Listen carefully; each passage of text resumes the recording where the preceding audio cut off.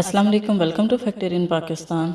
दोस्तों, खौफनाक खबर जो कि इस टाइम पूरे सोशल मीडिया पर गर्दिश कर रही है कि आमर लियाकत अब इस दुनिया में नहीं रहे। आमर लियाकत का इंतकाल कैसे हुआ, ये तमाम राज अफशा कर दिए, वो भी आमर लियाकत के मुलाजिम ने। उनका कहना था कि सुबह के टाइम जब वो आमर लियाकत के कमरे में गए, दरवाज़ा खटखटाया 3 से 4 बार और इंतज़ार करते रहे। दोस्तों, जब आधे घंटे तक भी कोई रिस्पॉन्स नहीं आया तो दरवाज़ा तोड़कर जब वो अंदर गए तो उन्हें बुरी हालत में पाया। जल्दी से इन्हें उठाया और हॉस्पिटल ले गए। हॉस्पिटल वालों ने इनके इंतकाल की तस्दीक कर दी। दोस्तों, आखिर क्या वजह हो सकती है इनके इस तरह से इंतकाल की खबर आने पर लोग बहुत हैरान हैं। लोग सब कुछ जानते थे कि चंद दिन पहले इनकी तीसरी बीवी ने इनकी कुछ ऐसी वीडियोस अपलोड की थी। वीडियोस को देखने के बाद लोगों ने काफी लान कान भी शुरू कर दिया, जिस पर ये काफी ज्यादा डिप्रेशन पर चले गए। आमर लियाकत ने एक वीडियो भी रोते हुए शेयर की थी और ये भी कहा था कि वो पाकिस्तान हमेशा के लिए छोड़कर चले जाएंगे। दोस्तों, एक और हैरानकुन बात आपको बताना चाहूंगी कि जब आमर लियाकत की मौत हुई तो हॉस्पिटल वालों को समझ नहीं आ रही कि वो डेड बॉडी किसके हवाले करें,